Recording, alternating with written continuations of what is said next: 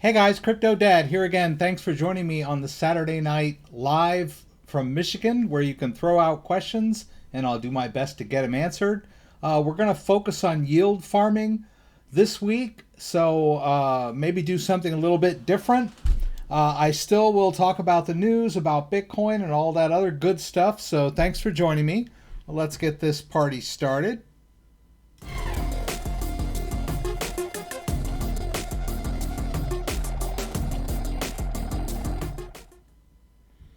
Hi, so welcome everybody. I've got my Great Lakes shirt on. No salt, no sharks, no worries. A lot of people in Michigan just really proud of where they live. That's really cool thing about Michigan, the lower and the upper peninsula. So if you've been watching my live stream, you'll notice that you'll probably know that we've done some traveling around Michigan and have really enjoyed our first year here. Been here since August of 19, I believe. No? 18. 19? We've been here for a while now. Yeah, August of 19, yeah. All right, so that's great. So welcome everybody. Let me switch to this guy over here and pop out our chat. There we go.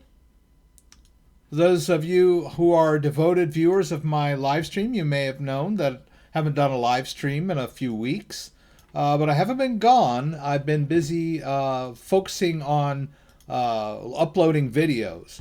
So if you take a look at my uploads here, I think in the last several weeks, we've done, let's see where we're at here, August. Well, let's just look at September. 1, 2, 3, 4, 5, 6. And I'm working on another one right now that I've recorded and haven't posted yet. So I'm not giving up. I've just been stepping back from the live streams a little bit. Talked to a friend about the live streams. It may been getting a little stale for people on both sides, watching me buy Bitcoin and put it in a ledger. I think I've done that to death.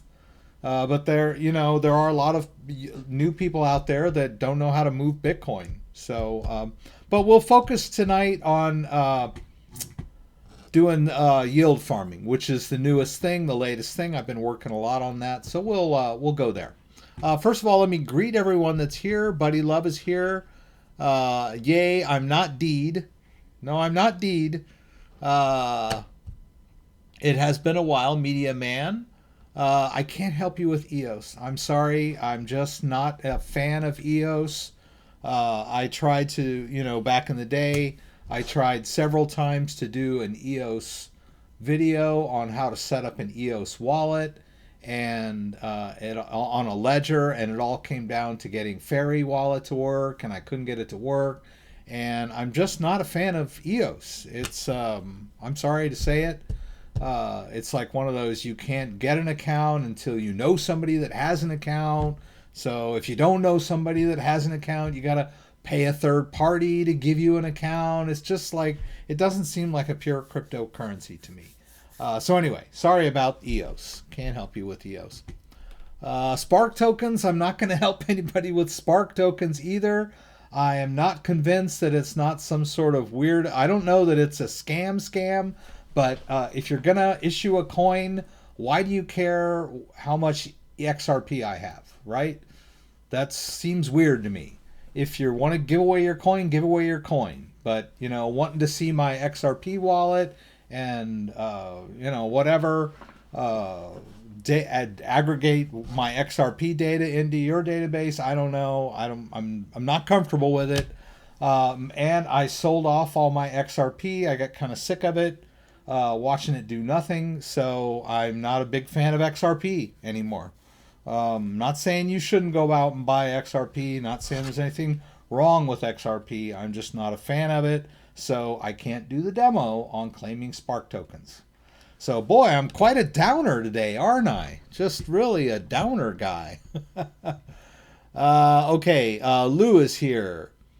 Switching ERC20 tokens to mainnet. There's a lot of ways to do that. Unfortunately, the easiest way to do that is on Binance. But not everybody has access to Binance. So there are certain coins. The easiest way to do it is just transfer the ERC version of the coin to Binance, and they will automatically convert it to its mainnet counterpart. There are, and then aside from that, a lot of other ERC20 tokens, there's a wallet where it makes it possible and involves several steps, and each one is different. So there's not like a foolproof way of converting ERC20 tokens, such as a Tron ERC20 token, into a Tron mainnet token.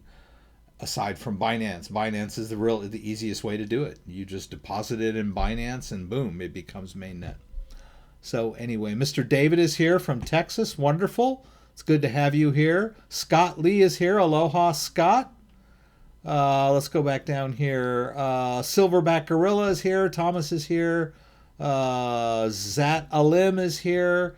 Quickest way to get 1 Bitcoin is to come up with 10 grand. Other than that, the cost, what is that called? Cost averaging, where you buy a little bit as you go. Just keep plugging away with what you can afford. Every week, every month, buy what you can afford until you've managed to accumulate 1, right? There's no simple way to acquire 1 Bitcoin unless you've got 10 grand laying around. Scott, okay, grow. All right, good. Let's hit the news, guys. Once again, thanks for joining. I'm glad to have everybody here tonight. Let's go back into the description of this video. I would like to point out that there are a lot of useful affiliate links down there that would support my channel, crypto.com. We'll talk about crypto.com, where you can get a MCO Visa card and attach it to your account and spend your crypto in the real world. I think it's one of the fastest, easiest, and most convenient ways to convert your crypto into real world assets. And then it has a lot of other interesting things like staking and trading and all that other good stuff, right? Open a Kraken account. I got a Kraken affiliate account. Been using Kraken. There are some new and interesting cryptocurrencies that are hard to find in other places for US people, like Kava and DOT. You can't get those on Coinbase, but you can get them on Kraken. And Kraken is a US-based cryptocurrency exchange. So I would highly recommend open a Kraken account, use my affiliate link. The Bitbox 2 hardware wallet, I think I demoed that a few weeks ago. A great hardware wallet for storing Bitcoin and other cryptocurrencies. And of course, my flagship wallet, the Ledger Nano X from Ledger. There's that back to school thing is over. But they do have occasional 20% discounts when they're promoting one thing or another. So always keep your eyes open for those. Brave Browser, Binance US, Coinbase, all that good stuff. All right. And I've got some useful links there. I'm going to share some other links having to do with Uniswap tonight, so I'll probably add those to this list as well. Mastering Bitcoin, a great book on learning about Bitcoin. Let's get to our first news story, and it's about blockchain regulation. Not that story. Come on, where is it? There. And the reason I bring this story up is because it's from Forbes, a highly respected financial magazine slash website. And, they appeal to a mainstream audience, and over the years they have slowly sort of come around to the idea of Bitcoin, or at least some of their contributors are allowed to post what you might call positive cryptocurrency articles, whereas before they were pretty much, mostly bashing Bitcoin. But this is a great article. I invite you to read it. I've got the link to the article down in our description below, so you can read it at your own pace. But it's basically, there's a lot of adoption news lately about cryptocurrencies in general, and Bitcoin in particular. But this article talks about the regulation that's coming through. We'll talk a little bit more about that now with the Bitmex news. But there is a lot of serious talk about regulating cryptocurrencies by the Office of the Comptroller of the Currency, a U.S. Agency, the SEC, of course, being involved in a lot of crypto regulation with Hester Pierce, so-called crypto mom, being given a new whatever you call it. She was elected again, a new term, I guess you would call it. So a lot of great stuff happening in regulation, not always particularly positive for the crypto enthusiasts, the crypto sphere, but regulation no less, or a recognition. So it's a good thing that the regulators are coming in order to open up crypto to a larger audience, right? May not always be totally positive for those of us who, are crypto purists, right? The decentralized thing. But it's good news as far as getting the message out and giving some legitimacy to crypto. In fact, there was a news story that I forgot to mention here that fell through the cracks as I was putting together all my things here, and it has to do with bank money laundering. Let's see if we can get that. That's going to give me the news story I'm looking for. And see, now they're trying to throw cryptocurrency in on it. I don't know where the original story would be, but there was a huge story that got released from a watchdog group of reporters or journalists that released a lot that there is rampant money laundering going on in all of these huge banks, and they managed to sidestep prosecution by the fact that they're complying with this regulation where they report this fraudulent activity as being it looks fishy, and as long as they report it to a governing body, I don't remember what the body is, as long as they report it, they're in the clear legally, right?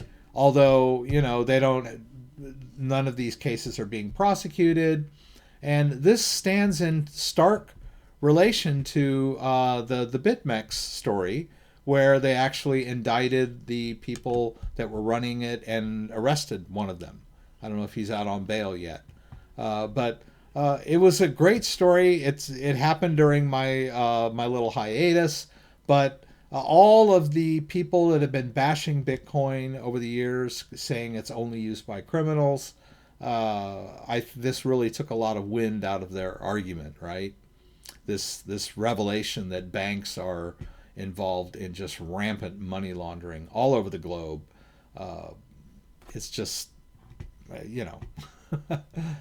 it's almost like we, the people in the crypto world can kind of snicker at it. It's great.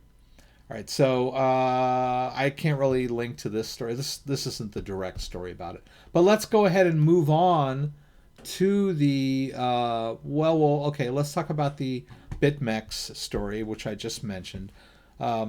The CTF action against Bitmex will not crash Bitcoin price. And that is the great thing about this particular story. This happened earlier last week. They announced an indictment for all of these so-called financial crimes against the people that run Bitmex. And Bitcoin went down a bit, but it didn't, the bottom didn't fall out. It's still over 10,000.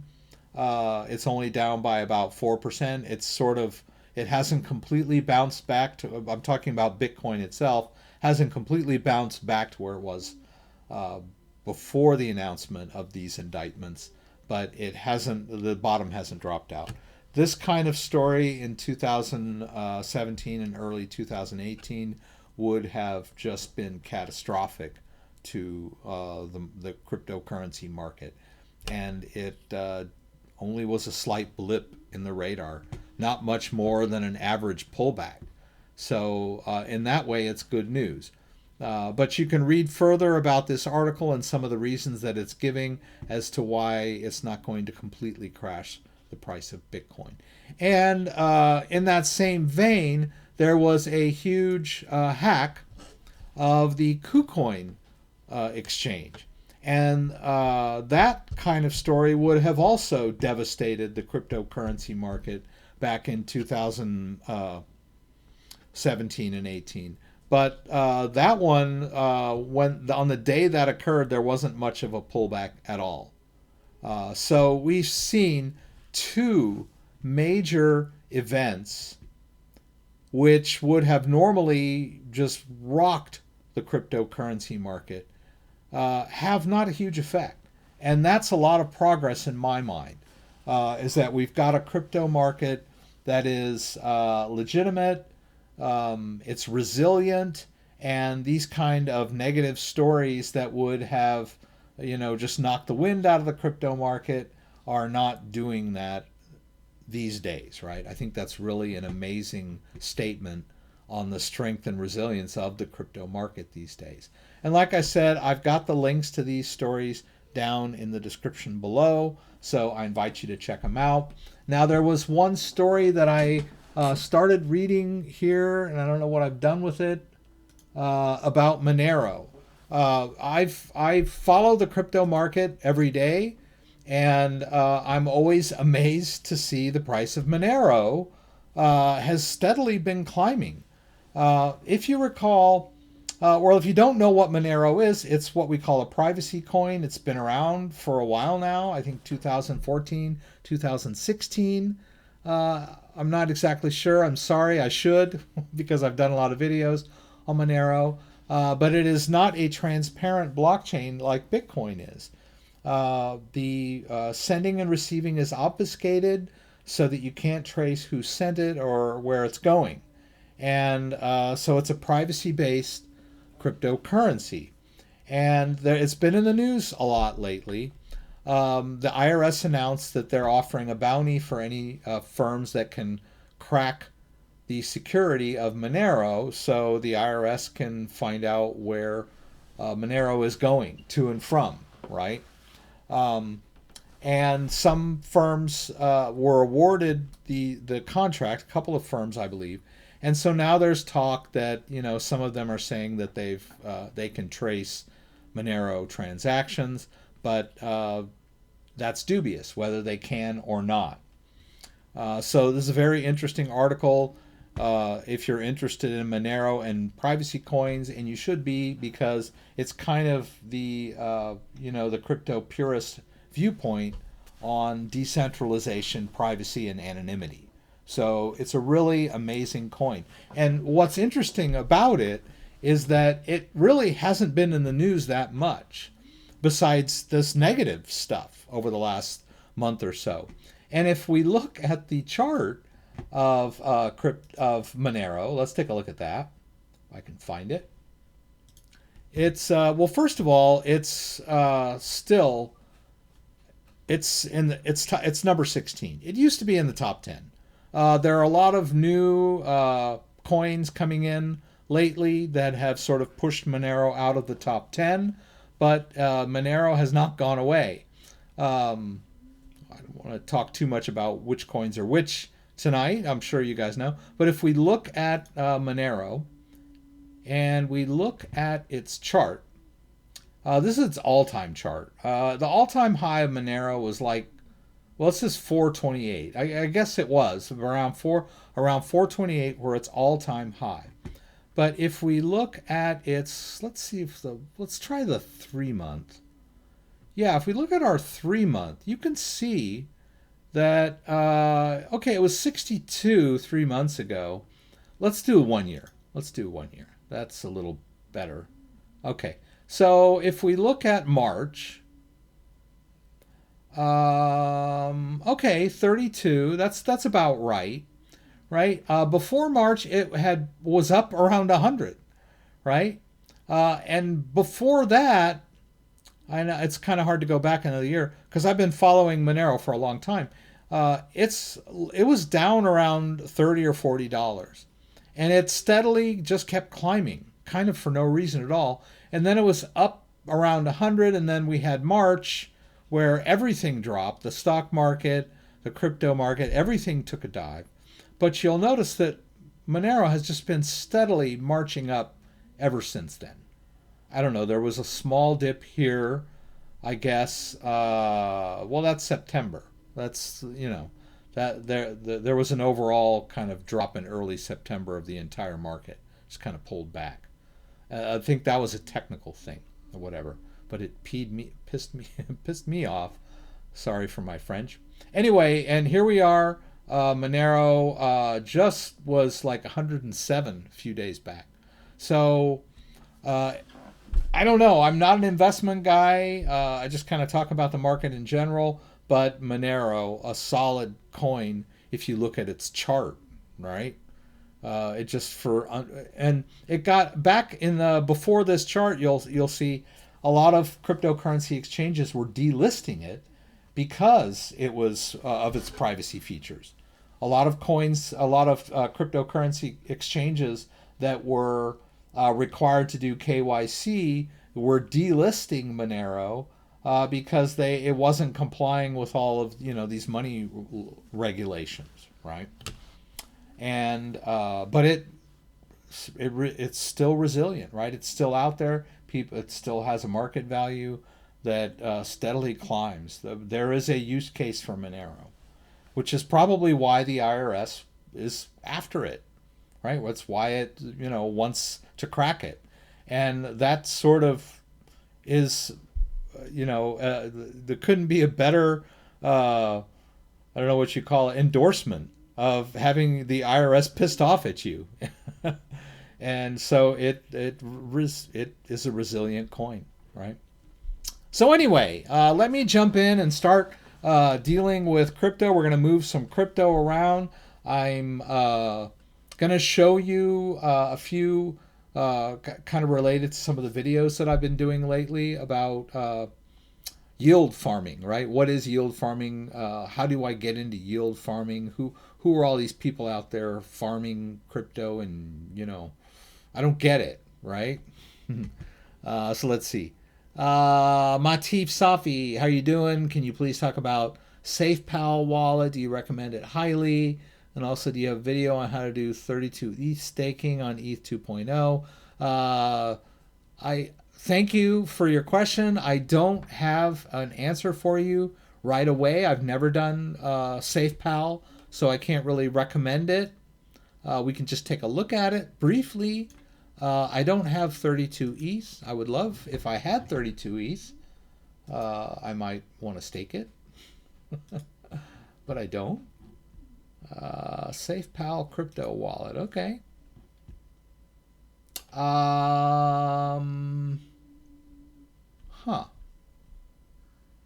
Okay, so it looks like first hardware wallet invested and backed by Binance.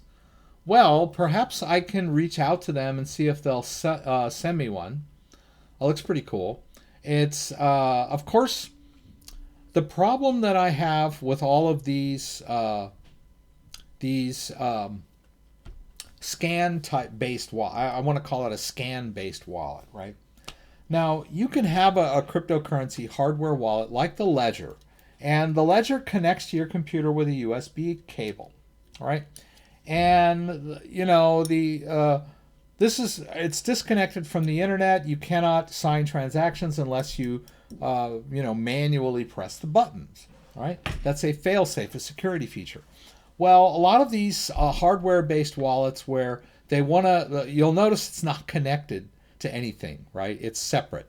And the way that it moves information in and out is through scanning QR codes, right?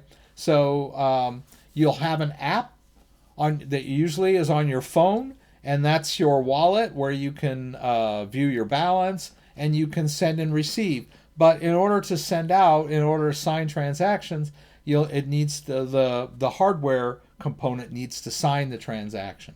So basically what happens is you create a transaction, it the outgoing transaction will create a transaction code or whatever, an outgoing transaction. And then the hardware component scans that from the phone, and then once it gets it into the hardware wallet, it signs it and then creates a signed transaction. It's a cryptographic function, right?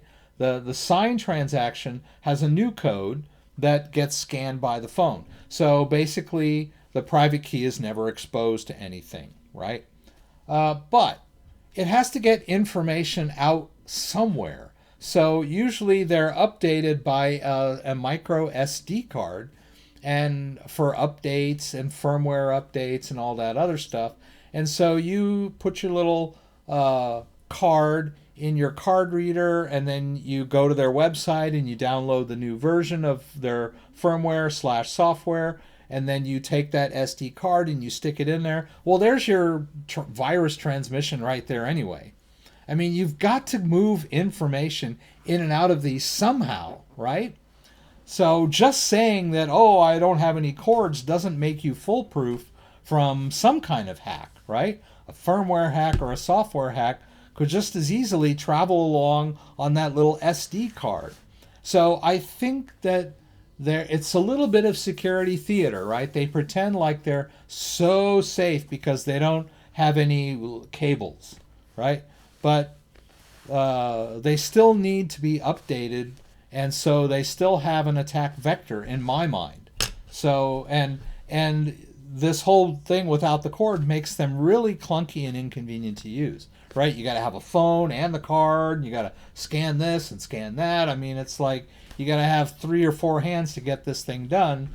I would much rather use the Ledger Nano, which I believe is the best combination of security and usability, right? You've got to be usable, right? And I know a lot of people complain about the Ledger because it's small and it's fiddly, and I get that, right? But at least it's easier than that whole scan QR code dance that you have to do with these hardware wallets.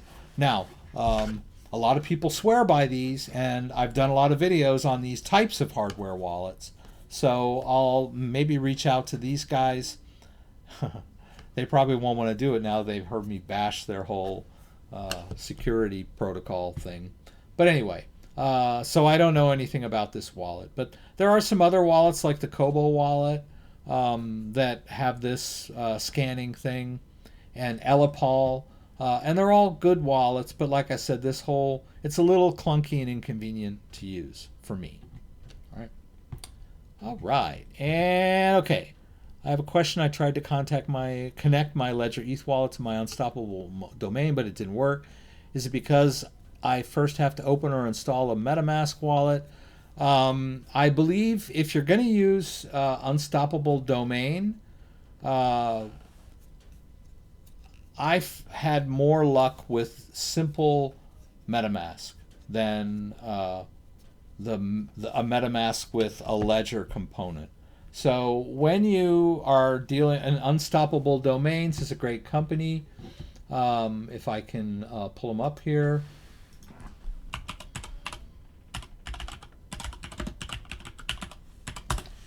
I've done some videos on Unstoppable Domains. They're a great company. It is a blockchain-based domain service and more. But what's cool about it is once you've set one up, you get kind of a domain name. Like I have one, CryptoDad.crypto, and you can send me crypto by using that in a compatible wallet rather than my Bitcoin or my Ethereum address. And there's a lot of addresses that you can use. Now it is Ethereum based, and I have had issues with a Ledger connected copy of MetaMask. So I opted to do a copy of MetaMask that was not connected to my Ledger. I was running into issues when I went to sign transactions, right? Those issues could have been me, I don't know. But my method of troubleshooting is such that if you're having problems, then simplify. So I created a standalone MetaMask wallet that I could use to manage my unstoppable domains. And I did not use a ledger connected MetaMask. I was experiencing issues of my own. So I can't really help you troubleshoot those. I would say just, if you're going to set up an unstoppable domain wallet, it's best to just connect it directly to MetaMask than a MetaMask that has a ledger connected to it or imported from a ledger. And we'll talk about that a little bit. We'll talk about MetaMask tonight when we talk about DeFi and crypto. Rex, I sent Uni from KuCoin to Ledger X, but did open ETH app. Don't think it is in my ledger. Trying to figure out how to retrieve it out of my ledger. Okay. All right. Well, let's get going. Let's start diving into crypto then. We'll deal with this question here. So yes, you can open a Ethereum-based wallet on your Ledger device, and I swear by it, right? It's a great way to manage your Ethereum and your ERC20 tokens. It did not used to allow you to manage ERC20 tokens, but now you can, right? So if you look at this Ethereum wallet, right, there are ERC20 tokens in this Ethereum wallet, right? But Ledger Live does not support all ERC20 tokens. So if I were to put an ERC20 token into this address, if I said, okay, I'm going to move, say, my Uni into this address, boomity boom, my Uni will go in there, no problem, right? It's an Ethereum-based wallet, and Uni is a ERC20 token. But it's not going to show up in your Ledger Live interface. That does not mean that it's not there. It does not mean you have to get it out of there. It's a perfectly valid way to store your Uni. You just need to figure out a way to see it. And the easiest way to do that is to use my Ether wallet. I'll go ahead and use Chrome to do this, right? So we go to my Ether wallet. And this is, it's been around a long time. My Ether wallet is a web-based interface. And you can create wallets directly in my Ether wallet, right? Using a private key or a mnemonic phrase, right? It's kind of a universal wallet manager, all right? But its best use case, as far as I'm concerned, is its ability to manage balances, Ethereum balances, on hardware devices. So if we click Access My Wallet, in fact, it can do more than just hardware, right? It can do MEW Connect, this other thing here, a MetaMask. So there's a lot of overlap in the community, but I tend to stick with hardware and look at all these different hardware devices that MEW supports. It's a great website. It's a great tool. I'm going to choose Ledger here, and then I'm going to choose Continue. And now I need to switch to the Ledger Live derivation path for my Ethereum wallet, right? Most of the newer wallets are using this derivation path. In fact, I believe they should make it the default path, but they don't, right? So a lot of people don't realize they've got to do this if they're using a newly created Ethereum wallet, which means over the last year or so, all right? We'll hit Next. Now, we have to be in the Ethereum app on our device, and we are. So I won't turn on the camera for now, right? But let's take a look. Now, it can manage several different Ethereum addresses. And if you look in my Ledger Live, you'll see that there are two different Ethereum accounts, one with a balance of 0.5324 and one with a balance of 0.03892. And if we go back over here, we can see those wallets are right there. Same wallets, same ledger device, same private keys. We're just accessing them with a different interface. So I'm just going to highlight this wallet, I'm going to tick that, and then I'll choose Access My Wallet. And now here we go. Now, over here on the side, I want you to look at the I want you to look at the ERC20 tokens. First of all, there's SXP, right? And if we go over to my Ledger wallet, This is the same wallet, exact same wallet. Where's my SXP? It's not there. Well, it's not appearing there. It's in there. It's just not showing up in my Ledger Live because Ledger Live does not support SXP. But it's in there, right? It's an Ethereum wallet, right? It's an Ethereum wallet that the private key is being held on this device, but Ledger Live doesn't support that ERC20 token. Give them a break, right? There are thousands and thousands of ERC20 tokens out there, and I guess they gotta like do extra work in order to support new ones, right? Also, you'll note that Ledger Live it sees certain ERC20 tokens, but doesn't give you price information. That also does not mean that the coin is worthless. It just means that Ledger Live does not support pricing for that coin, right? They don't have any crypto exchanges that they query where they've got data coin. But you can store it and you can see your amount, but you can't see its price. All right, and then here the TNT, it shows me the price. And then my US Tether, I mean, it should be worth $52, but they're not showing that either. I don't know why. They wouldn't support Tether, but they don't, right? So if you put some Uni in this address, right? This is the address of the main address of the wallet. If you send some Uni into that, and then connect your ledger to your computer and go into MEW and pull up your wallet like I just did, and then search through. Now you might also need to load it, UNI, right? There it is, right there. There's Uni. I can hit load, and it'll tell me that I have 0 Uni in this wallet. But you will probably see your Uni balance when you do that, right? You can store Uni in an Ethereum-based wallet that is managed by a ledger, right? You just can't see your balance in Ledger Live. All right. All right, so let's go. Thinking about buying some Ethereum, any advice, please? You don't know which coins can be staked without leaving your Ledger wallet. Okay, we'll touch on that.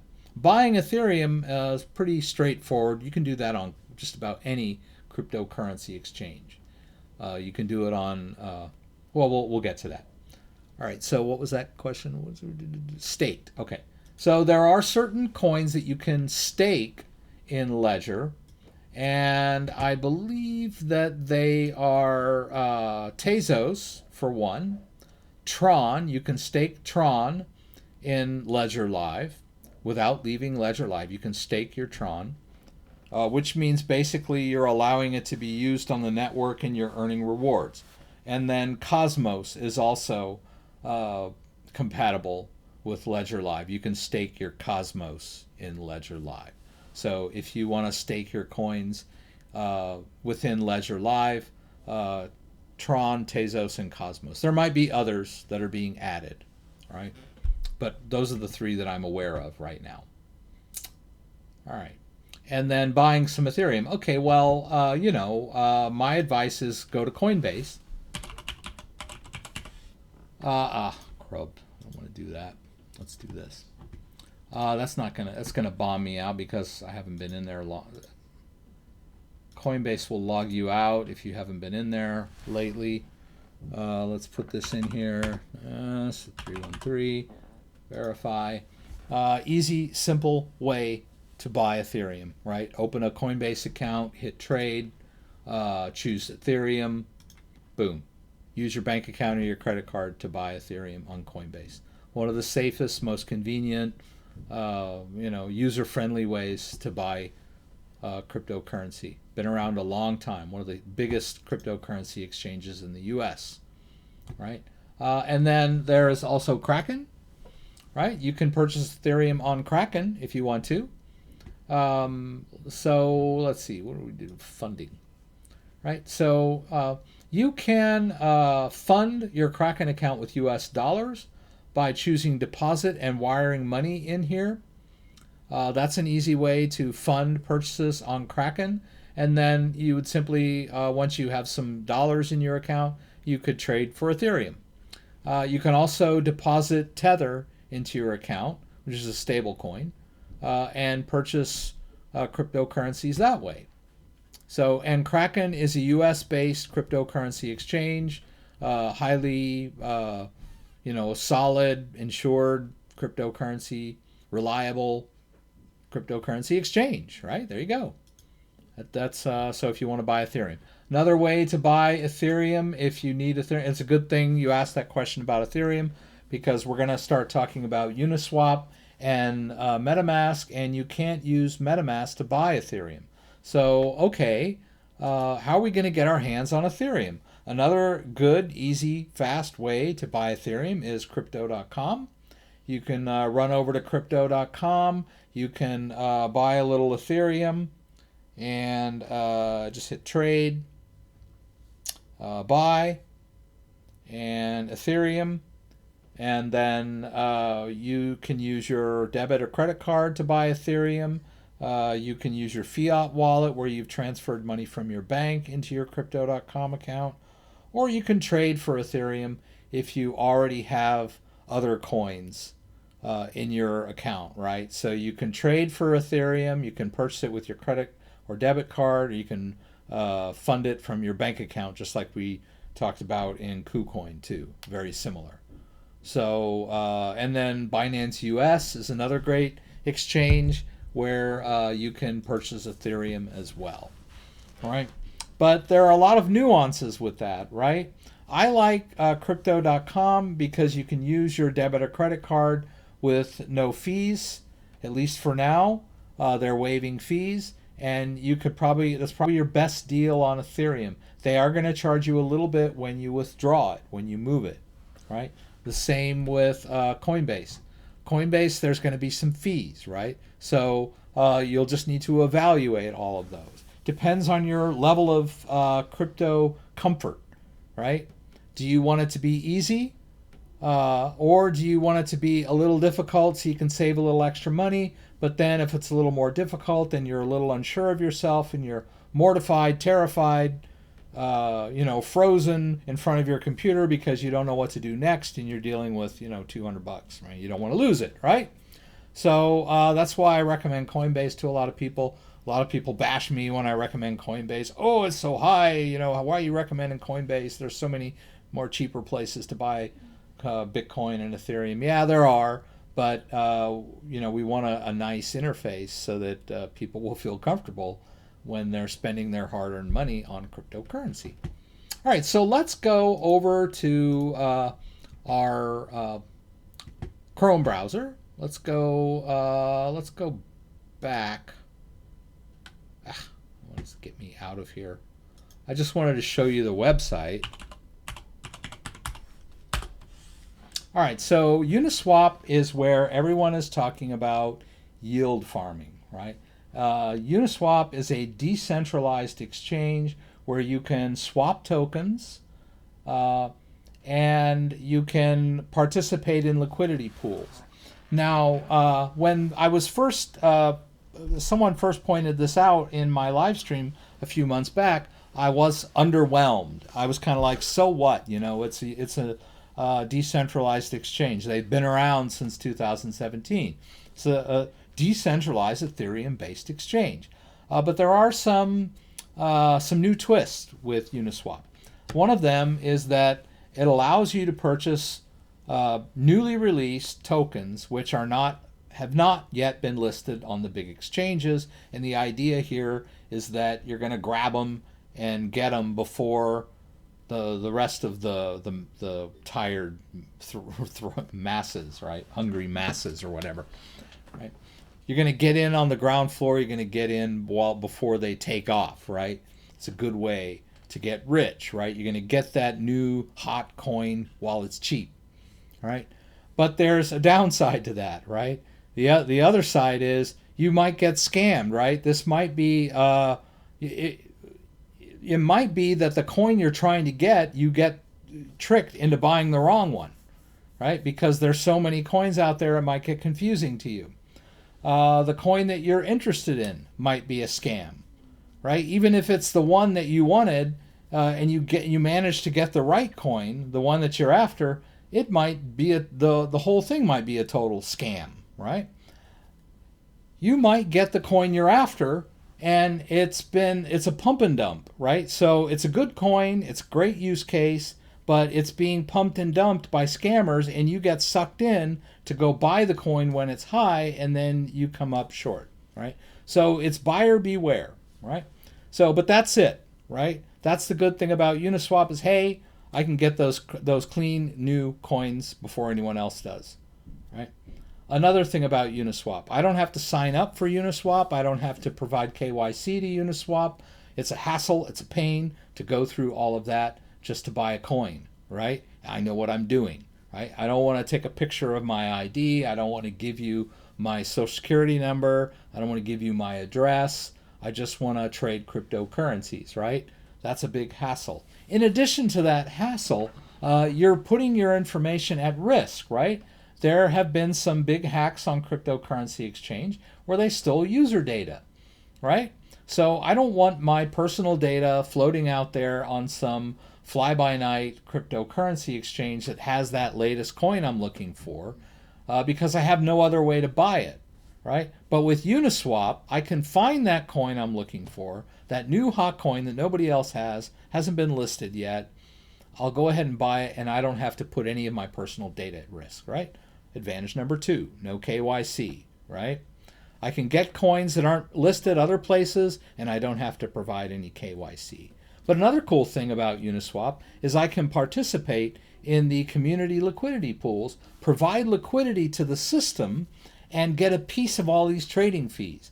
And that's where the real rewards are starting to come in for people. All right, so let's go ahead and launch the app. Let's take a look at it. And as you can see, it's already connected me to a wallet. So let's see if I can go over to, let me see, I'm going to go over to my Brave and do the same thing, just to give you an idea of what it's going to look like when you get in there. All right. Okay, so if you've never connected before, this is what you're going to see. You're going to see this interface, and you'll see Connect Wallet. It'll probably tell you some lists have been updated or whatever. And when you click Connect Wallet, you need to connect to a wallet, right? You're connecting to your own wallet.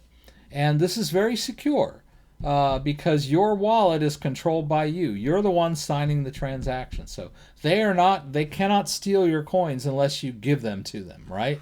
So you can get scammed, but if you connect your wallet, they're not going to somehow reach in and grab your coin, right? Because you have to authorize every trade, every transfer, every deposit, right? Is authorized by you and your wallet, all right? And then you can use a lot of different wallets to connect to Uniswap, but I'm just going to focus on MetaMask tonight, all right? Make it easy for ourselves. So when you click MetaMask, it's going to probably ask you to sign into your MetaMask, which I haven't done here, right? See? So, and this is Brave. I'm not going to use Brave here, but I'll use, let's go back over to Chrome, all right? You can see I'm connected to a wallet, and there's the address, the ERC20 token, or I'm sorry, the Ethereum address of the wallet. And let's pull up MetaMask, take a look at it. All right, and you can see here that I'm connected to an Ethereum wallet in MetaMask. And this little green light over here tells me that the wallet is connected to Uniswap. All right. Now, there are some things we can do with the MetaMask wallet. And by the way, if you don't know how to use MetaMask, you don't know how to get MetaMask installed, I've got a great video on how to do that. You might want to check that video out. I think we were talking about my videos. Let me just go down to that one. Is this it? How to install MetaMask latest version 2020, right? It was weird. I had noticed when I was checking my metrics on my channel, I noticed that one of my most popular videos was how to set up MetaMask, which I did back in 2018. And I was kind of like, wow, that video is outdated, but it's getting a lot of hits and a lot of views.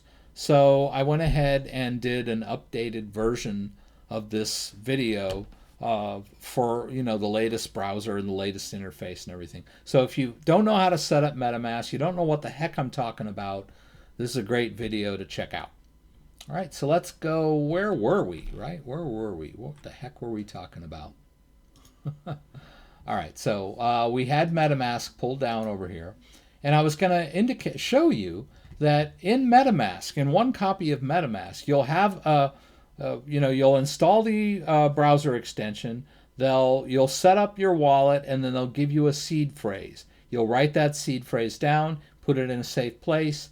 If the computer crashes, the hard drive crashes, the laptop gets stolen, floods, fires, whatever, you can restore the wallet with the backup phrase, right? So keep a copy at home, keep a copy in your bank, security, safe deposit box, keep a copy at your mom's, keep a copy at your brother's. Maybe you don't want to tell them that you're storing a copy of it there. Give them a picture for Christmas and put your seed phrase in between the picture and the frame. They will never know. Just say, hey mom, my house burned down and I need to recover my wallet. Can I see that picture I gave you for Christmas a couple years back? It's got my seed phrase behind it. However you want to back up your seed phrase, right? So anyway, once you've done that, you'll have one wallet. But you'll notice here, if I click on this little accounts icon up here, I can switch accounts, right? And I've got several accounts set up. Now, let's click over to this account, just for the heck of it. Does anybody recognize this account? Well, lo and behold, it's the same account that is connected to this wallet, right? The 0.5324 Ethereum wallet. And if we scroll down a little bit, it sees that data coin.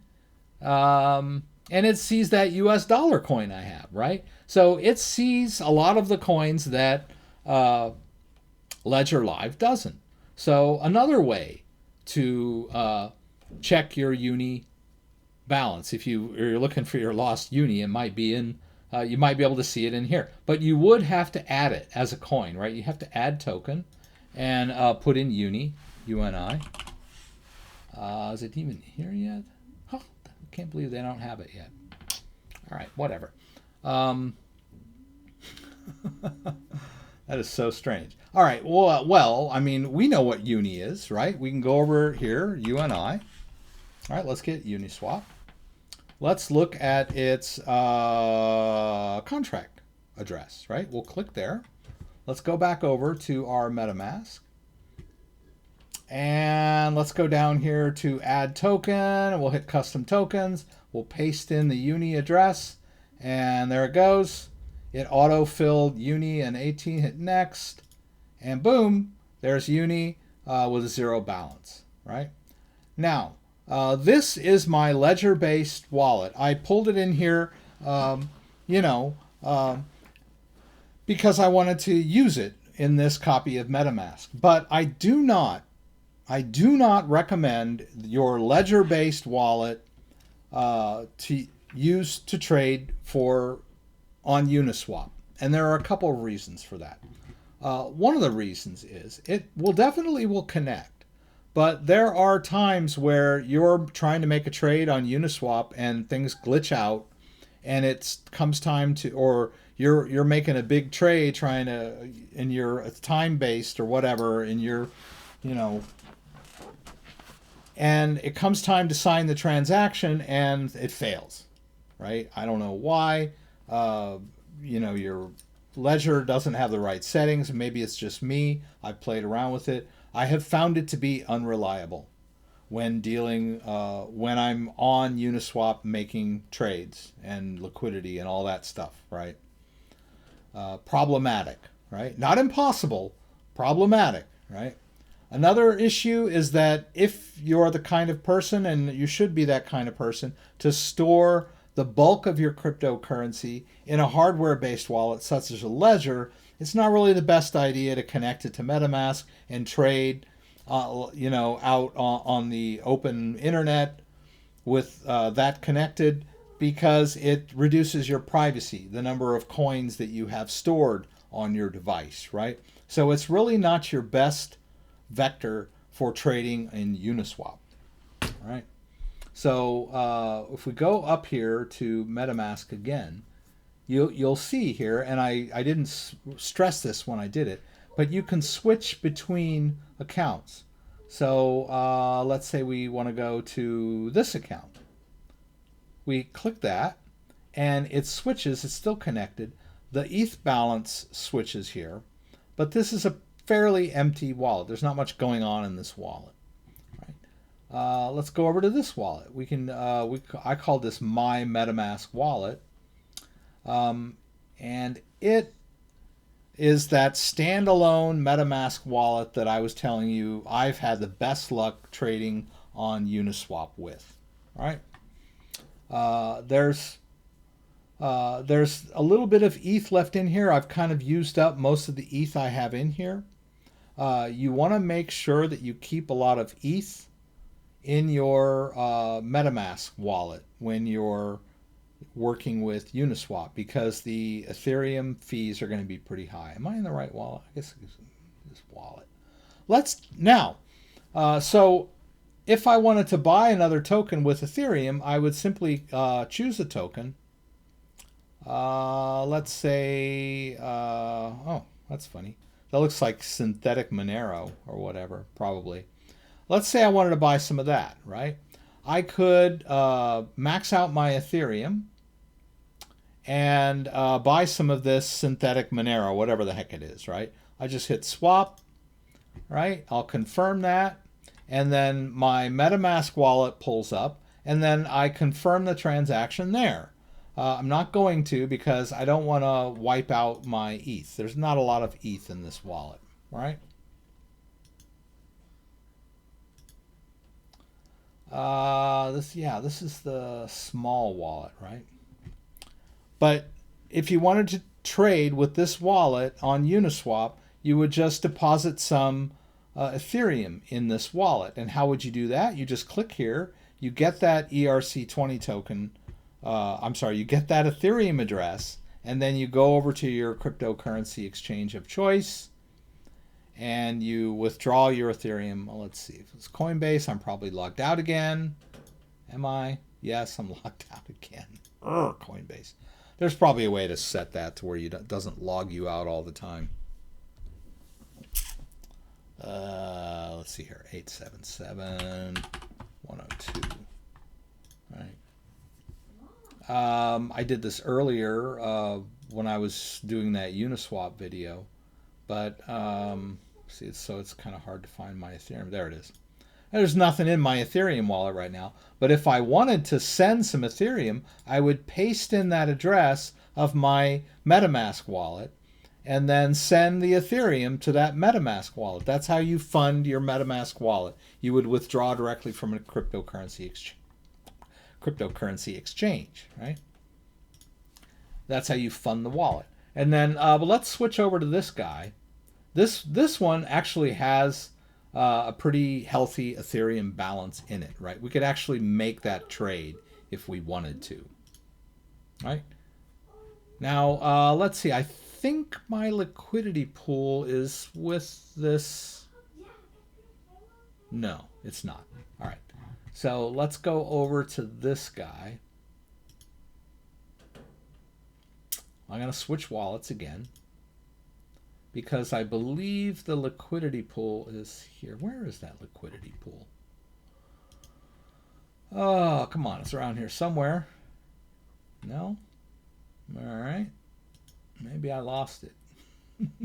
All right. Let's go back. Don't panic. I'm pretty sure it's this one. I don't know why it wasn't connecting there. No? There it is. I was like, where'd my liquidity go? All right. So as you can see here, God, that was scary. All right. As you can see here, I have deposited an equal amount of POL and ETH tokens, and I am participating in this liquidity pool. So we went from swap to pool. right? Now you can add liquidity at any time, right? I could use ETH and Tether if I wanted to. I could add liquidity with ETH and Tether. Now, there's a lot of ETH in there, but not enough Tether, right? You have to have equal amounts. So I don't even know if there's, I don't know that there's any Tether in this wallet. Oh, there's 15, right? Okay. But you can match it to the coin that you, like if it's something plus ETH, we'll hit max Tether, and it'll put the corresponding amount of ETH in there. You do not want to max out your ETH in a liquidity pool, right? You always want to keep some extra ETH for your transaction fees, because you're going to need, there's going to be a lot of confirmations that require Ethereum transaction fees. Ethereum is the juice that runs your MetaMask wallet, right? And it is the juice that allows you to trade, deposit, do all kinds of things on Uniswap. So don't max out your ETH when you're creating liquidity pools or trading, right? You'll always want to manually put in the amount of ETH that you want to use. In this case, I can do max US Tether, and it'll only use a small amount of my ETH, right? But when I'm trading, right, let's just say, for example, that I wanted to buy SXP, right? I would not max my ETH to do that. That's a mistake, because then I haven't left myself any ETH left over for transaction fees, right? I don't know what the good analogy would be. I don't know. Just putting enough gas in your car to get to work, right? Well, how are you going to get home, right? You know, I gotta use all my ETH to get to work so I can make some money, right? But then when you're done at work and you're ready to go home and enjoy all that money that you made, you don't have any gas left in your car, right? So ETH is gas, right? Literally, in so many ways. They call it gas on the Ethereum. So always conserve your ETH. Now you can always throw more ETH in if you run out. What do I mean by that? Oh, I'm like, okay, suppose I did this, right? And then I hit swap, and then it's pending, and I need to like prime the pump with a little more ETH, right? Raise the transaction fee a little bit, and I've used up all my ETH. While the transaction is pending, I can copy the Ethereum address into my clipboard and go buy some more ETH on Kraken, and then send more, or Coinbase, and send more in, right? But you don't want to do that in desperation, right? You want to make sure you keep your ETH safe and sound, right? All right, where were we here? I would like to talk a little bit about Kava and Polkadot. So let's see. I hope I'm not ignoring anyone who wants a question answered. Okay, my question, no. I want my question answered. Okay, Tay. All right, Tay. What do you got here? I'm a miner, and I was wondering what I can do to prepare for investing. Dude, this is not an investment channel, okay? I'm just explaining how to use cryptocurrency wallets and all that. I'm not an investment dude. Maybe you should try maybe a different channel, right? I'm not here to give investment advice, especially to miners, okay? So sorry about that, Tay. But thanks for watching. I appreciate it. Okay. All right. When you come of age, dude. Okay. Yeah. Best of luck to you. Open a Coinbase account when you come of age, and you can use that to buy your crypto. Do your research. And like I said, I'm not an investment crypto guy, right? If you have a technical question on how to use a wallet or move crypto from one place to another, I'm your guy. All right. Uniswap is price gouge. I used it one time and messed up. Got 0.3 of an asset that cost 92 cents and had 14.65 cents for ETH. $14.65 for ETH. Major messed up, ripped off. There are drawbacks to using Uniswap, right?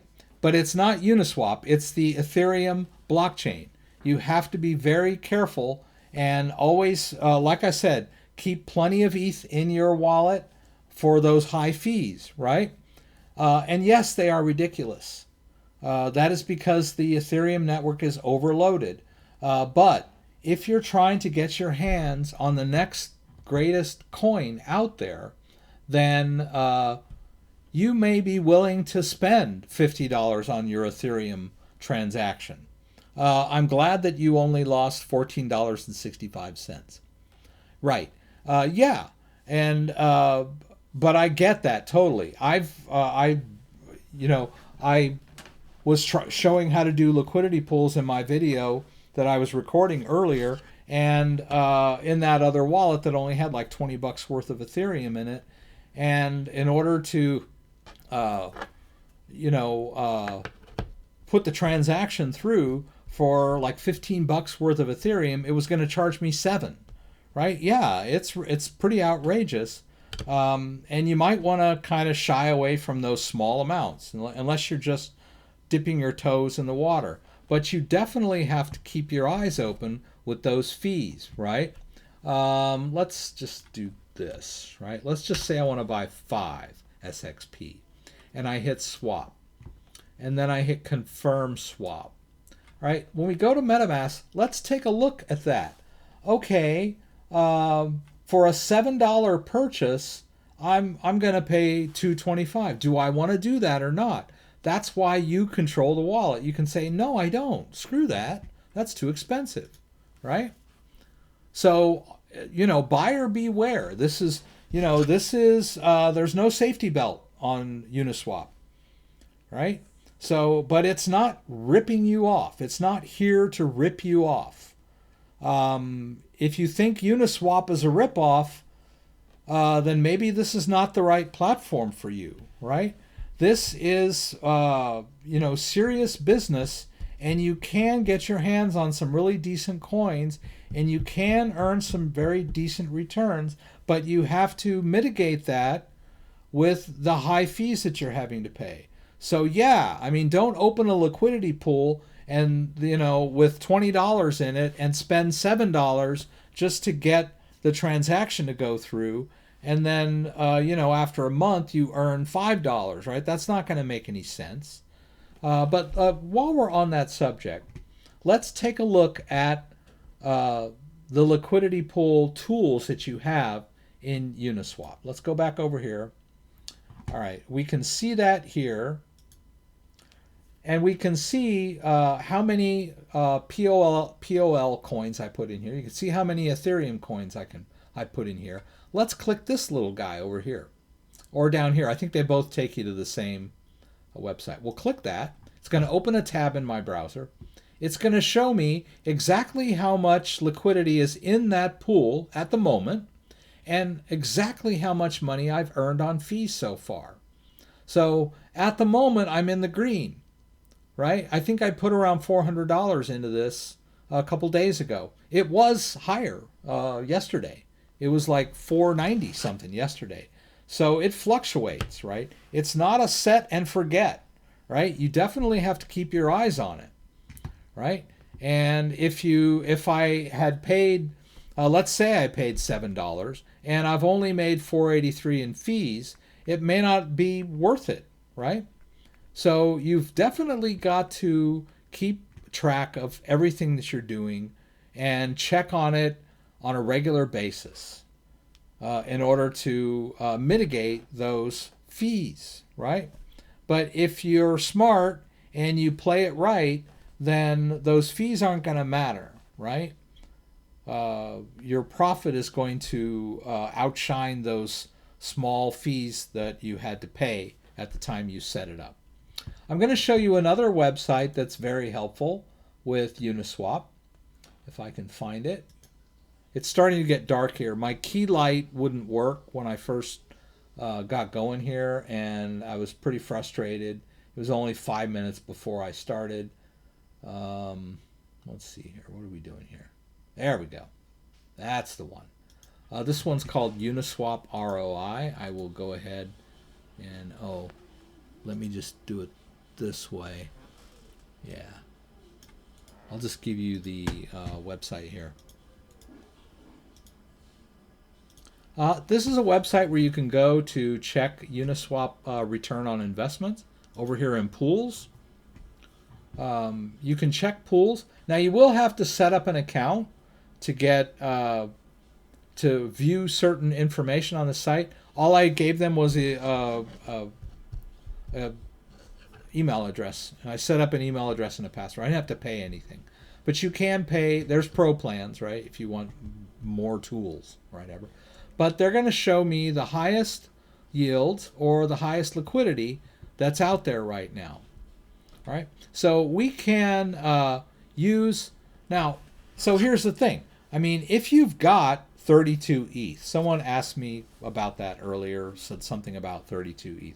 If you've got $10,000 worth of Ethereum, right, and it's just sitting there in your wallet, and you have you got 10 grand worth of Tether sitting around in your wallet, it's not earning you any interest at all sitting around in a cryptocurrency wallet doing nothing, right? But you can put your Ethereum and Tether into a Uniswap liquidity pool, and it's pretty safe, right?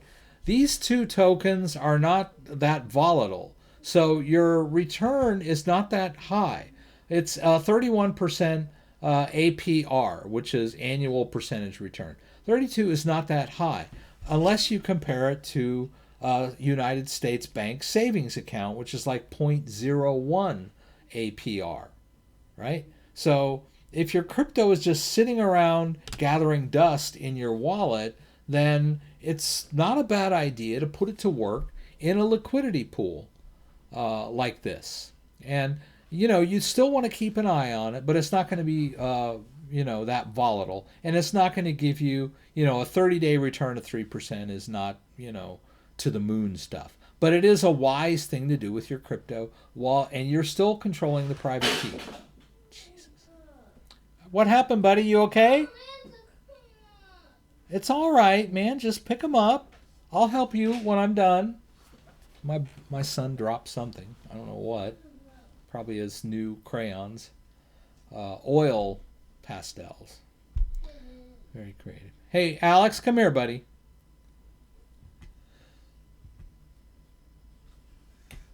What happened? Pastels. Your pastels? I'll help you. It's okay. He got 50 pastels. It's pretty cool. All right. So that's a safe bet right there, right? But let's look at these high yield ones. The one that I jumped myself into is number 2, right? First of all, I had to go find some POLs, and I couldn't find those anywhere except Uniswap. So I bought some of those, and I had some ETH. And after I had the POLs, I stuck them in that liquidity pool. Now, the APR, the annual percentage yield is 216%. That's pretty impressive, right? And then our Uniswap 30-day return on investment is almost 18%. So, but like I said, you've got to keep an eye. There are lots of pitfalls to liquidity pools, right? The price of the token could go up and down and screw up your return, right? There's this thing called, I want to say indeterminate loss. It's impermanent loss. And that's what happens when the token that you've got in the liquidity pool has such a rise that it might have been better just to have held the token and then sold it at the end of the period, because the liquidity pool will keep the ratio even. So if the price of POLs goes really high, you'll have less and less POLs to balance out that Ethereum, right? I know it's a little bit complicated, but you know, this is not easy stuff, right? But a lot of people are asking me about it, so here we go. I messed up. Uniswap is not for regular trading or asset acquiring. The GWI is outrageous, so do not throw your loot away. It better be worth it. Yeah, it's a very particular set of circumstances. If you're just beginning, and that was one of the arguments that I had against Uniswap in the beginning too. I was kind of like, okay, well, why would I buy ETH for BAT, right? Let's do BAT. Why would I go to Uniswap to buy ETH for BAT? Unless I just didn't want to do KYC, right? What advantage do I get, right? I'm going to pay pretty high fees. It would be so much easier to go over to Coinbase and buy BAT that way. And that is true, all right? There are a lot of coins out there that are available on exchanges where you're not going to have to pay these outrageous fees, right? Let the centralized exchange absorb that. So yes, yes, yes, I totally agree. If you're a beginner, if you're going for the mainstream type coins, you're just getting into crypto investing, you're probably better off over on Coinbase, Kraken, BINANCE US or Binance or whatever, right? But the hype that people are hearing about Uniswap makes everyone want to rush into Uniswap. I'm trying to kind of give you an overview of the best way to utilize it. It's it's a particular use case, right? Speaking of particular use cases, I wanted to show you a little bit about Kava. I don't think I claimed my Kava rewards yet. So let's go over to Kava. Oh, there, Mom's helping. I guess there's more than one kind of Kava, right? All right, Kava IO. Where am I? Okay, let's go. Let's use Brave, right? Because I've got it here. I wanted to get to Kava and maybe some Polkadot before the end of the live stream. Oh my. Here we go. All right, so we'll go over to the Kava homepage. Now, Kava has a website that you can go to, and you can manage your Kava from your Ledger device. And I think this is ultimately cool. Now, what you have to do, and will this key light work for me or not? No, it won't. Darn you, key light. This is really frustrating. I'm just mumbling about my technology over here. All right, so here we go. This is my Ledger device. It's connected to my computer, and I need to be in the right app for Kava. What is the right app for Kava? The right app for Kava, curiously enough, is the Cosmos app, because Kava is built on the Cosmos platform. Interestingly enough, right? So here we are. You'll need to go to Ledger Live Manager and download the Kava app. I've got a great video on getting set up if you want to use Kava. Let's hit the both buttons there to go into the Cosmos app. All right, let's refresh this page now that we're in Cosmos. I'm going to choose Ledger, and there we go. Oh, looky, I've got unclaimed rewards. So basically what I've done here is I've deposited Kava in here. There's some Kava in here. Now, you don't strictly need to put Kava in here to do what I'm doing on this web page, which is minting USDX. What you really need is BNB. So I load BNB in here, and when you choose load, you have to connect to a BNB wallet and transfer it in. And once you've done that, you can lock your BNB. So you can see here, I have a very small available amount. Most of the BNB is locked, right? So when we've locked the BNB, we can use it as collateral. Oh, I'm sorry. I had this stupid thing in the way, didn't I? I'm sorry. So there's Kava in here. There's BNB in here. We can load BNB into this wallet interface, and once we've done that, once we've locked that BNB, we can actually borrow USDX, and basically you now have a USDX balance. Well, what can you do with USDX? Not much yet, right? It's a stable coin, and this interface doesn't even allow you to send and receive the USDX. It just allows you to borrow it. Why would you want to do that? Well, the reason why is because apparently you're minting USDX for their network, and they want you to do that. That's helpful to them. So they're willing to pay you in Kava rewards for that. So I've got some unclaimed rewards. Let's go down. And that was Tuesday. I forgot to claim my rewards on Tuesday. So let's see how that works. Let's hit claim. And so it comes up on my ledger, right? It says view transaction. I'm going to go through by scrolling through with the metal button all the way over until I get to sign transaction. I'm going to hit sign transaction, and then it's going to confirm. It's going to take it a minute. For those of you with a faint heart, it does take a minute or two, so it's kind of nerve-wracking, but it does work, right? It'll eventually the transaction will come through. I usually edit this part out when I'm recording videos, and then I go, boom, you got it. But we'll just sit here and wait for it with bated breath. So why would I want to do this? Well, first of all, okay, there it is. Transaction confirmed, right? Done. All right, now I've got even more Kava, right? I'm almost up to a total of 10 Kava that I've earned over the last 3 weeks. Not bad, right? And so I'm going to earn pretty decent reward. Now I don't have a spreadsheet or anything that explains to me exactly the rate of return I'm earning, but I get the feeling it's not bad, right? Now there's other ways to earn on your Kava as well with a different interface. So this is just the USDX that I've borrowed or minted, right? I could borrow more, but if I borrow more, then I'm leveraging myself a little more. So let's say I want to borrow some more. I'm going to borrow an extra 100. I've got to sign that transaction.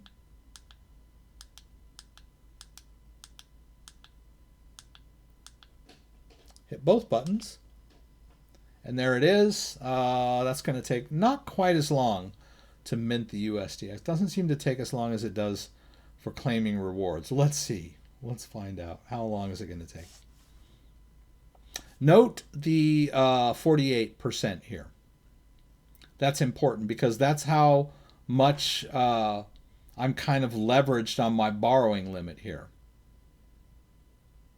Let's see. It should go up if this ever confirms, which it will. There, it did it. All right, notice it went from 48% to 57%. I've borrowed a little more than is optimal or normal, or the less risky, right?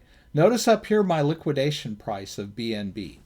BNB is my collateral, right? My Binance coin, that's my collateral. And they're going to be adding more coins. They're supposedly going to be adding Ethereum, and they'll be adding Bitcoin. So I'll be able to, like when I click up here, I'll see Bitcoin. I'll be able to load Bitcoin into this thing and leverage my Bitcoin. Now, the nice thing about this is it's compatible with my ledger, right? I can use my ledger to manage these wallets. The safest way to store the private keys in my cryptocurrency wallets. Another thing about this, I am holding my private keys, right? I'm not depositing my BNB with anybody else, right? I could deposit BNB on my Binance account and they would pay me rewards, but I'm trusting them with my Binance. In this one, I'm not trusting anybody. Now there are risks. My Binance coin could get liquidated if the price of BNB falls below this this liquidation price here. That's why I need to keep an eye on it and maybe not leverage myself too high, right? The higher I leverage myself, the more USDX I borrow, the higher that liquidation price gets, right? If I'm all the way up here, my liquidation price might be $24, and that's, that could happen in a heartbeat if you're not careful, right? The cryptocurrency market gets a shock. BNB coin could be, take a huge hit, and my BNB would get liquidated. I do not want that to happen. I don't know if they would liquidate all of it or part of it, but I don't want to find out, right? So I'm going to usually stick around the 54 mark. 57 I'm okay with for now. I'll just keep that in there. But this is a great way to earn rewards in Kava by staking BNB, basically, is what you're doing, right? And you can undo this at any time. I can repay the USDX, unlock the BNB withdraw the BNB back to my cryptocurrency exchange or my wallet, I'm good to go. Right? This is what I really like about this one. Now but it doesn't really do much for my Kava, right? I'm earning Kava, but it's not really leveraging or giving me rewards on my Kava. I need to do that in another interface. I'll do that over here.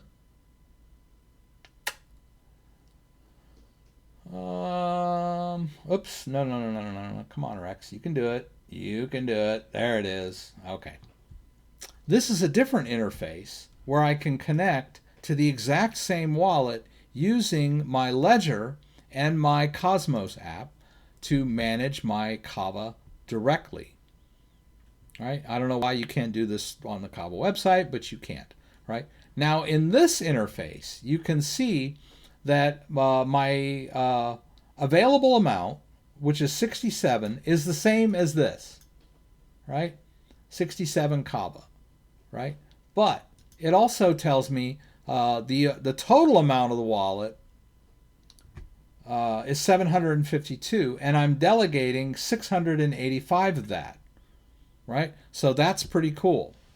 Right? And how does that delegation work? Well, in this particular delegation, I can delegate my Kava to a validator and earn rewards while still maintaining control of the private key. This is another staking method, right? And as you can see, I've got two different validators that I'm staking with right now. You can have multiple validators, and you can earn rewards, right? You can see right there, I've earned 0.42 Kava over the last week or so since I set this up, right? I had claimed some earlier rewards.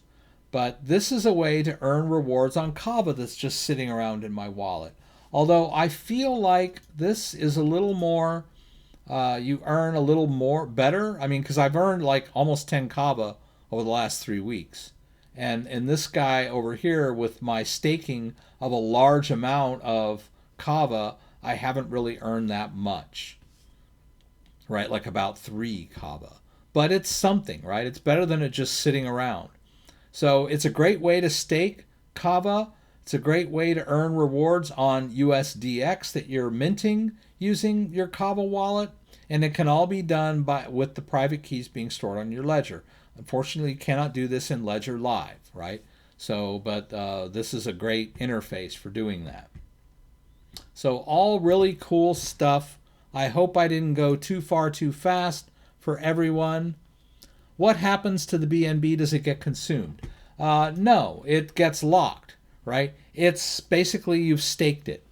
And like I said, I can stop this at any time. I should point out that if I decide to stop delegating over on this side, on the Kava delegation, it's a 21-day waiting period as it gets unbonded, right? That takes 21 days. But right now, the BNB is locked. I can't sell it. I can't move it, right? It's not, it's sort of consumed, right? But if it liquidates, it would consume it, right? It would be gone if it liquidated. I don't even want to find out what happens with that. I should probably do some more research, find out exactly what happens there. I'm just avoiding it, right? But it's just being held. I'm going to turn off this camera here.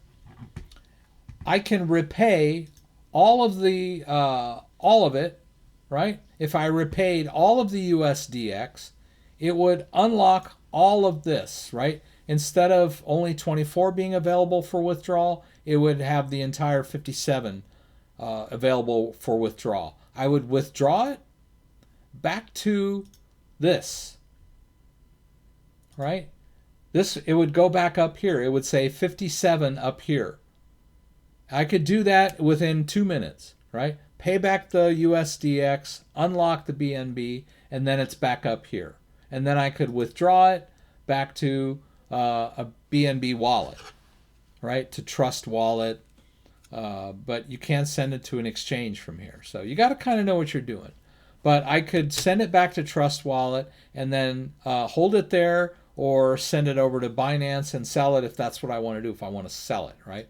So it's not consumed. It's just being parked. You're staking the BNB. It's a way to stake BNB from within the Kava wallet. right? A lot of great things going on with Kava lately. I'm sorry I didn't get a chance to get over to Polkadot. Maybe next week we'll get going early on Polkadot, and but I do have some great videos on all three of these.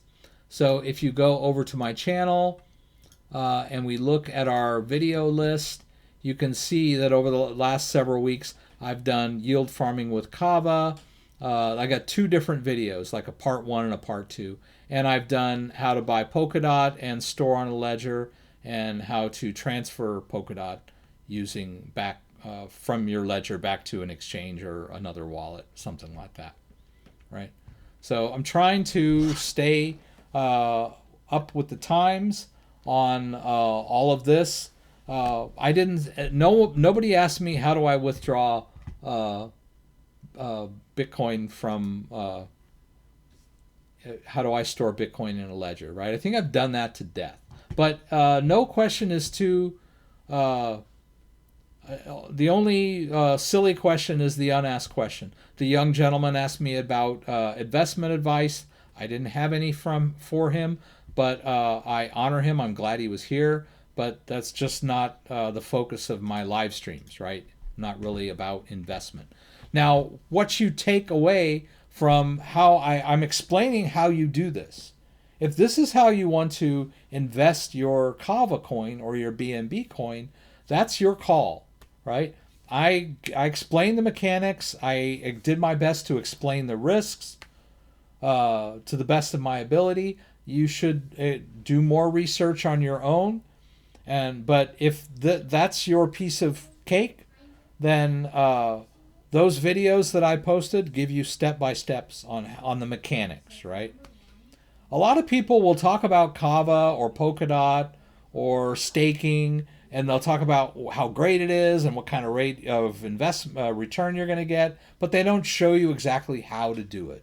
That's where I come in, right? I'm going to give you a step-by-step instructional video with a screen share where I actually do it, where I actually commit my own coins to these protocols so you can see exactly what happens and every little step you need to take. That's what I based this YouTube channel on in the beginning, was step-by-step instruction on the mechanics of dealing with cryptocurrency, whether it's transfers, whether it's staking, whether it's troubleshooting, yield farming lately. I'm going to show you the mechanics, how to do it step by step. I hope that's helpful to you guys. I don't mean to offend anybody when you ask me about investing, or you ask me about something that I don't know about. I'll tell you I don't know about it, and maybe do some further research. Is ADA still a pain in the butt to buy on Coinbase for newbies? John, thanks for that question. You can buy ADA on Binance US, right? So check out Binance US. Let's see here. Binance US, you can open an account in the US, right? It's totally legal for people in the US to use Binance US. So go check it out. There's a link to sign up for a Binance US account down in the description below. And you set up an account, verify your ID, and you can buy ADA right on Binance US, right? Let's see what we got here. ADA, right? See, you can buy ADA on Binance US. Next best thing. They don't have ADA on Coinbase yet, right? So my advice, and I believe you can get it on Kraken too, if I'm not mistaken. Let's see, ADA. Yeah, you can buy Cardano on Kraken too. So Kraken and Binance US are 2 US-based cryptocurrency exchanges where you can safely buy ADA, right? And then maybe put it in your Daedalus wallet. I didn't get a chance to talk about Daedalus wallet and ADA tonight, but that's a really good staking option as well, right? If you want to buy and hold ADA and store it in a Daedalus wallet, you can get pretty good rewards doing that, right? So much to talk about. Leveraging, so you're basically leveraging the BNB to generate the USDX and being rewarded with Kava. That's it. the iron law hit it right on the head. There is some risk involved in this scheme that I was showing you over here. The main risk is the BNB dropping below that liquidation price. As long as you keep an eye on the price of BNB and lower, you can say, oh, I see BNB is down to 24 today. I'm a little leery. It might, drop lower. So why don't I repay some of this, right? Why don't I repay 200 and take myself down to like 40?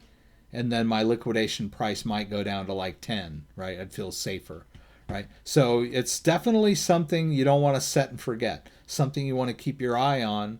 But you're earning Kava by doing this, all right? And you're putting up your BNB as collateral, just like anything, right? If you're in real estate and you've got like 10,000 shares of Apple stock, and you put those up as collateral with the bank to get a loan to buy some commercial real estate, same goes if the price of Apple tanks, the bank's going to call you up and say, dude, your Apple stock is going to be liquidated because there's not enough there to cover your loan anymore, right? So it's the same concept. It's like putting up stock as collateral for a loan, right? But this one doesn't need an intermediary, and you can easily repay it at any time, right? What is USDX? You can't find USDX anywhere yet. Maybe on some Asian exchanges. I talked to them on their Telegram channel, and I said, hey, there's no withdrawal for USDX, and they were kind of like, no, it's not really. You can't really. There's no exchanges that trade it yet. And I said, well, what can I do with it besides just minting it? He said, you might be able to trade it with someone else that has it, right? It's just a one-to-one thing. Like maybe you, for whatever reason, you want 100 of it to pay down one of these loans, right? You need it. And you could arrange to have someone send it to you. Unfortunately, you can't really do it on the Kava webpage. You would have to use the Cosmos Station app to do that. But it can be done, right? So if we look over here at Cosmos Station, I did a video on Cosmos Station as well. It's got the same setup. But if you go into the Kava wallet, if I can find it, here, the tokens. There in USDX, you can send and receive USDX. So you could send it to someone that might want it, right? So there might be somebody over for whatever reason, he wants it, or you want it and they have it. It can be traded that way. But as far as a cryptocurrency exchange out there, I don't think it's the same as that USD small x. I had painstakingly searched for any cryptocurrency exchange that listed USDX, but I don't think they're out there yet. But it won't be long, right? Within the next year or so, you'll be able to send your USDX to an exchange and sell it for something else and leverage it, right? So if I leverage my BNB to borrow USDX, I could take my 600 USDX and go buy something else with it, like Bitcoin or some new coin that is going to hit the moon. But you run the risk of grabbing that new coin that tanks, and then you've lost your USDX, and now you need to pay it back to get your BNB back. All right, so then you would have to scramble and buy USDX somewhere else using other money, right? So leveraging is I prefer. Okay. Leveraging your, that was my beautiful wife, by the way. Leveraging your crypto can be done in many ways, but one of those ways would be by spending or reinvesting this USDX in something else. Probably, hopefully something with a stable, come on, why does it keep, all right. Okay, there we go. Let's do this.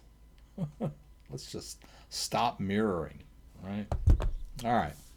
Anyway, yeah, there's risks involved in this little scheme here. But like I said, by borrowing it and leaving it in here is a little less risky than actually trying to transfer it out. And there may be, as time goes by, this interface might get improved. You might be able to send and receive USDX out of here. I'm sure they're working on that.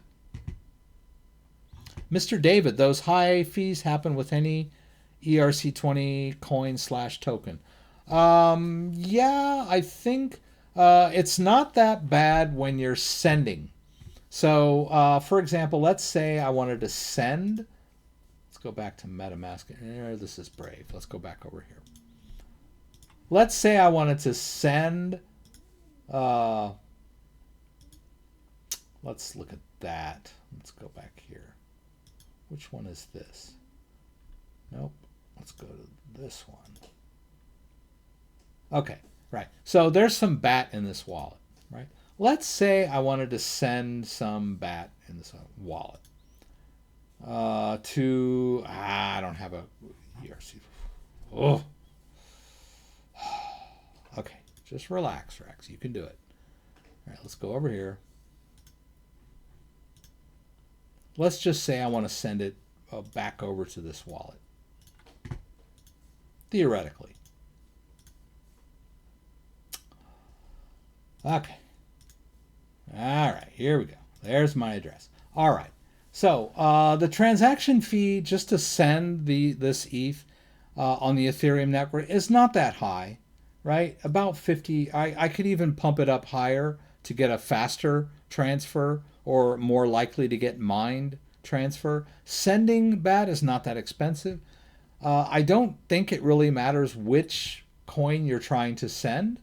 Let's go back here. This Pulse, all right. Let's say I wanted to send that. About the same, right? So I don't think it really matters so much. Maybe a slightly higher. I don't think it matters so much when you're sending it. But when you're trading and swapping, it might make a difference which coin you're trying to get a hold of. It might be based on the network traffic. I'm not sure, right? On that particular smart contract, right? Then the transaction fee might be higher on a particular smart contract because everybody is trying to, transact on that particular smart contract. So yeah, it might make a difference if you're trading one coin or a different coin, right? BAT might be relatively cheap, and POLS might be noticeably higher when you go to swap or do a trade for the transaction fees. But like I said, always keep an eye on the transaction fee. You can always cancel if it's too high, right? Nobody's forcing you to make the trade, right? So don't just click through until you look at the amount of the transaction fee and decide for yourself whether you think it's worth it, right? No one can force you to make that trade. The lovely gentleman earlier that was talking about the transaction fee, he had the choice to not make that trade, right? He was new, and believe me, I've done it many times myself, but you do have total control over your trades when you're using MetaMask. You're the one that has to approve that transaction from your wallet. So evaluate the transaction fee before you click confirm, right? That's my advice. Okay, guys, I'm going to sign off. I've gone a little bit over. I'll try to be here next week. I'm like focusing on standalone uploading videos because I'm kind of behind the times, right? And so I'm going to focus on yield farming the best I can. I've got a Uniswap video, standalone video that I recorded. I'm going to edit and post that probably tomorrow. So you'll have step-by-step tutorials on how to use Uniswap. I want to thank everybody that joined, everybody that asked a question. I hope I didn't offend anybody. I'm not always looking at my feed over there and what people are asking me, so I apologize for that. I get a little myopic at times. I'm like the absent-minded professor. So, but anyway, guys. Deadly Dark Sun, I love your handle. Sorry you were late. Yeah, you can look, rewatch the video, kind of maybe get caught up on my videos on the channel. I've posted quite a few. So, Deadly Dark Sun, I posted several good videos in September. So, check out my new videos, subscribe to my channel, all that good stuff. If you like this video, give me a thumbs up. If you'd like to subscribe to my channel, I would appreciate it. When you subscribe, there's a little bell that you can click that will allow you to be alerted whenever I post new content. Once again, thanks for joining me and hope to see you again soon.